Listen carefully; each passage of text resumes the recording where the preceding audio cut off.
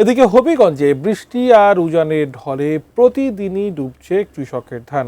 আগে কিছু ধান কাটা হলেও সেটিও পচে যাচ্ছে, এতে চরম দুশ্চিন্তায় দিন কাটছে কৃষকদের। হবিগঞ্জ হাওর থেকে বিস্তারিত জানাচ্ছেন প্রতিনিধি আল আমিন খান। হবিগঞ্জে এই মুহূর্তে আবহাওয়া কেমন? জানেন যে টানা বৃষ্টিতে কিন্তু তার আগের নিউজও আমরা বলেছি।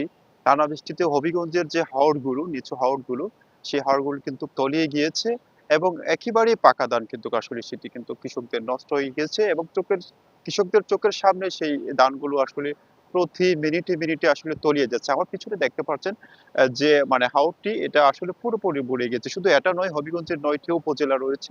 সেই ৯ টি উপজেলার হাওরই কিন্তু একই অবস্থা কিন্তু এরকম কিন্তু এই বিষয়ে যদি আপনাকে বলি যে আসলে এখন পর্যন্ত আমরা যতটুকু জানতে পেরেছি কৃষি অফিস থেকে তারা বলছেন যে ৭,০০০ হেক্টর জমি তলিয়ে গিয়েছে। কিন্তু কৃষকদের যে হিসাব সেটি হচ্ছে যে আ অত এই তার চেয়েও আরো অনেক বেশি।